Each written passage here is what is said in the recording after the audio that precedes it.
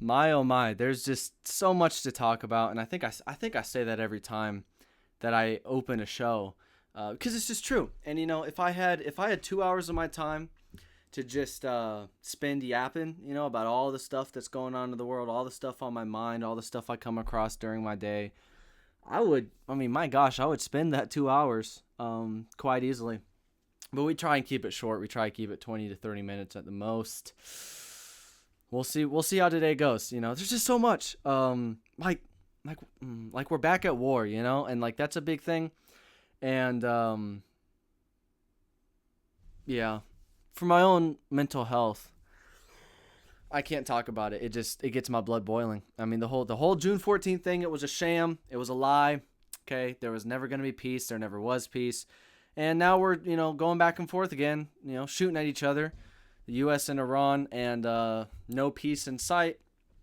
Of course, oil prices are going up, so that means the gas pump is going to start hitting the old wallet here sooner or later again. So yeah, it's too bad. Really, really was praying that things would work out, but leave it to God, and all we can do is live and let die. Lots of stuff to talk about, and we'll get into it. You're watching or listening to Stand Fast.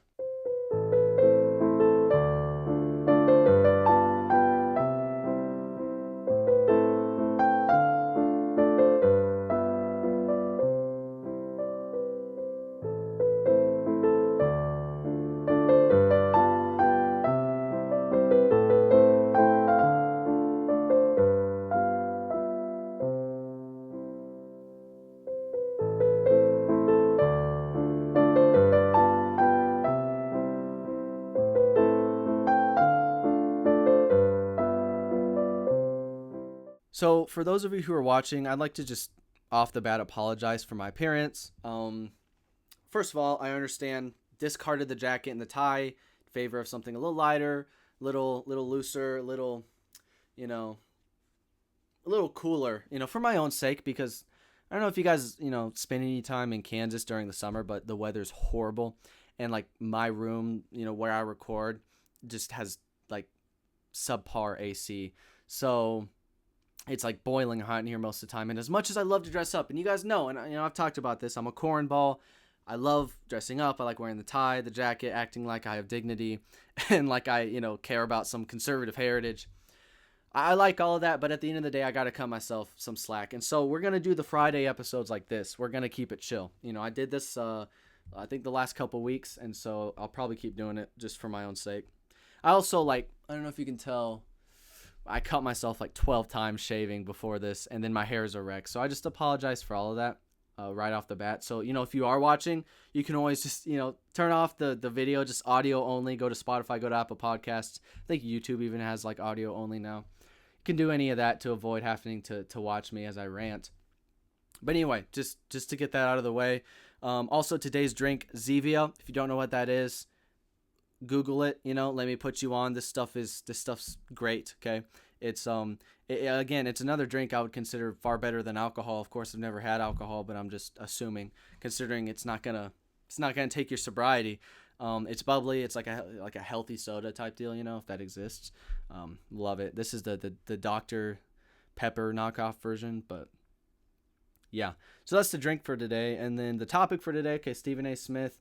Before I get into that though, just some thoughts, and this is where I'll probably get myself in trouble, but I'm really tired, and I gotta get this off my chest, Gen Z women. Okay. I don't like the direction they're heading, generally speaking, okay? I can say this because I just spent a whole episode defending Generation Z against the bogus comments of Caroline Levitt on Fox News.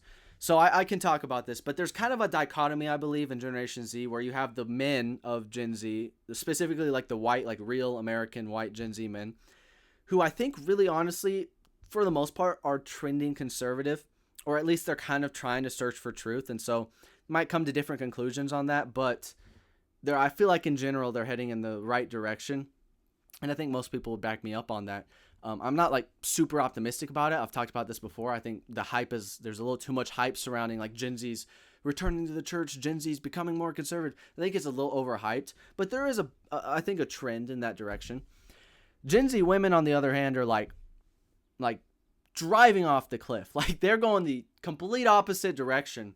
And I think we're seeing this dichotomy, and it's an issue. And I know this because myself and my friends have been confronted with this very thing. So, like, I know a lot of my friends, and myself included, for a long time, had a lot of trouble finding a good woman, finding a good girl that you wanted to actually have like a real relationship with, a God-centered, faith-centered relationship looking towards marriage that you could see yourself starting a family with, a woman who was pure, who was chaste, who was like-minded, and who was grounded in their faith, and who actually like wanted to be a wife, and who was willing to obey the natural order when it comes to a complementary, hierarchical system within the family government.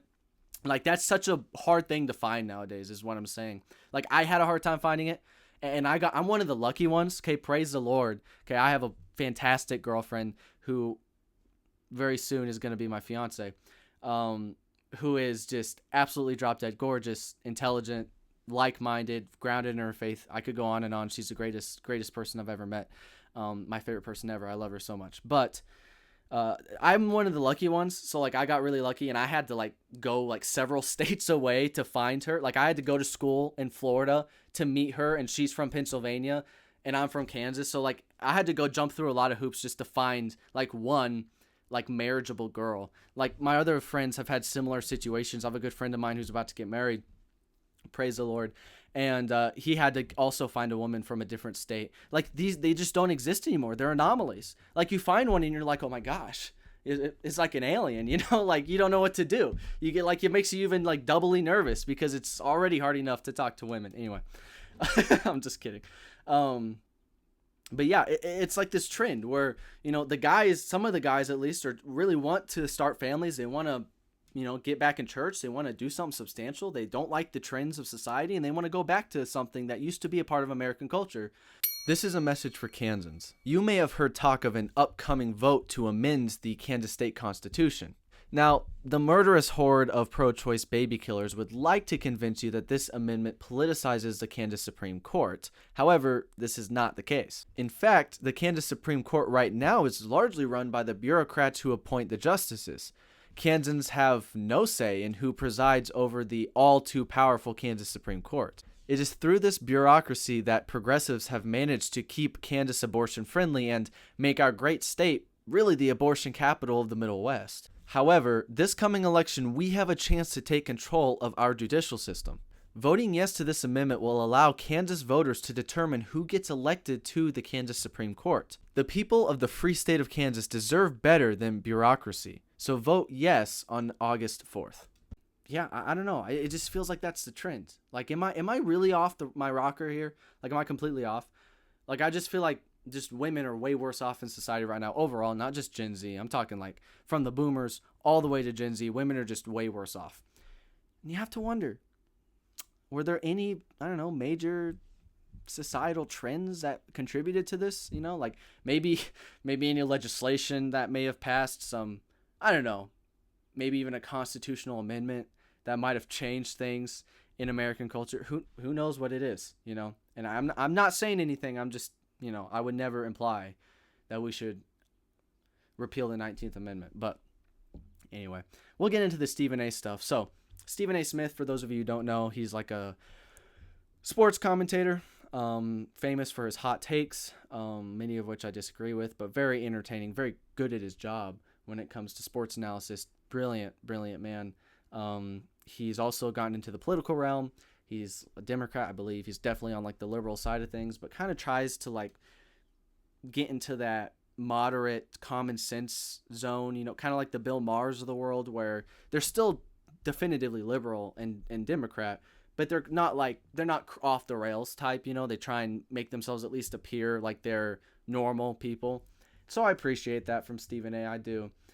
But he recently came out with one of his hot takes, and this one was much more egregious than most because it had to do with white people.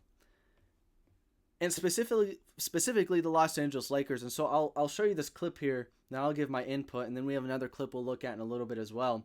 Here's Stephen A. Smith talking about the Los Angeles Lakers starting roster, I guess. The hell the Los Angeles Lakers think they going with a bunch of white dudes? Your 3 top players are white dudes? Really? This ain't golf. This ain't baseball. Hell, it ain't even soccer.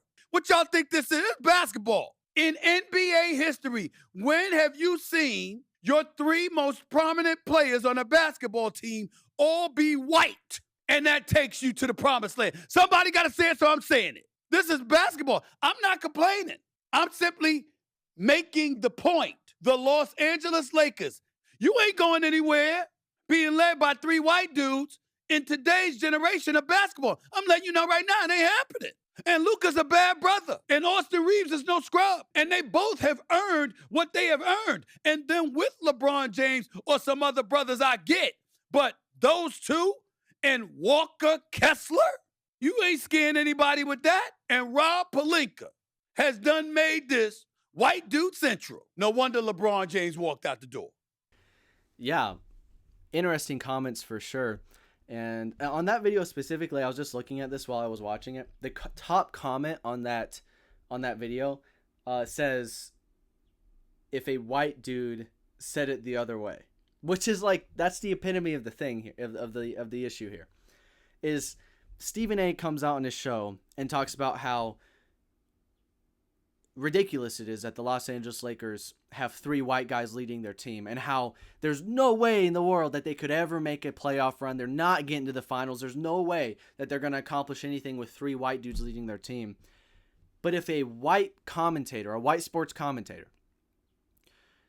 got on their show and said the same thing in reverse, say, a football team, say they're talking about the NFL and they say that, oh, a team with a black quarterback can never win the Super Bowl. They're never going to go far. You really expect your team to be led by a black quarterback? If that were to happen, that commentator would immediately be canceled. They'd probably lose their job. They'd be demonized on social media. Stephen A. would probably come out on his show and talk about how racist that was. But of course, if you talk about white people in this manner, it's completely accepted. It's completely accepted. So just point number 1, Stephen A. is a massive hypocrite, because this is the same guy who was on the BLM train, who's talked all about how important racial justice is, and when we need the equity, we need the DEI type stuff, and he's criticized people who have talked about black quarterbacks being insufficient at the position, and talked about black people only being able to serve in skill positions in football. Like, he's the same guy who's all on that like racial justice, critical race theory train. And now, he's going to attack white people and say, oh, but white people, there's no shot in basketball that they're going to really basketball. It's obviously not a white sport, which again, point number 2, it's actually racist for him to say that, like, against black people too. Like, it's not just racist towards, it's like doubly racist, because not only is he saying white people can't play basketball, he's saying that, like, the reason the Lakers can't go far is because everybody knows, like the implication here is everybody knows that black people are just better at basketball. Like, duh. Like Michael Jordan, Kobe Bryant, LeBron James, like, black people just dominate the sport. So it's like doubly racist. And it's insane that, like, he says this with absolutely no media flack whatsoever. But again, if the roles were reversed, Stephen A. would be up in arms over how racist it is to imply something of the sort. And also, his conclusion, I think, is just, like, wrong, like, from a basketball perspective. I mean, Luka Doncic is unanimously understood to be a top 5, top 3, maybe even top 2 player in the league at times. He's definitely the best scorer in basketball right now. Okay, Luka Doncic is a phenomenal basketball player. He's led teams to the finals. He led the Mavs to the finals, not but like 2 years ago. Fantastic basketball player, one of the greatest scorers in the game already in his young career. Luka is totally capable of leading a team. Austin Reeves is an up-and-coming star who is also one of the better scorers, young scorers in the league. He's all-star material. To say that a MVP candidate and an all-star material young guy that happen to be white are incapable of leading a team to the finals, like, that's basketball illiteracy, okay? Like, that's a terrible take just from a basketball perspective. If you're from the great state of Kansas and you're tired of surging tax rates, woke education, and career politicians losing time and time again, This year, you have a chance to change that. It's election season in the Sunflower State, and the legendary Philip Sarnacki is running to be the next Kansas governor. The Kansas House has had a Republican supermajority since 1992, and the state Senate since 1916. Yet, what has been accomplished with all that power? Absolutely nothing for the average Kansan. We carry the 13th highest tax burden in the country, and while 58% of our tax dollars go to education, our education system ranks 33rd in the nation and teacher pay 38th. The Kansas GOP has failed us time and again by making big promises and never delivering. Philip Sarnacki is a businessman and outsider who seeks to break the establishment by taking action where they refuse to do so. So if you want to see a brighter future for our state, vote Philip Sarnacki for Kansas governor. It doesn't really matter. I'm sure I've gone way over time on the show at this point, so we're going to conclude with that. Thanks for listening or watching. And as always, till next time. Sun is falling, speed in the black.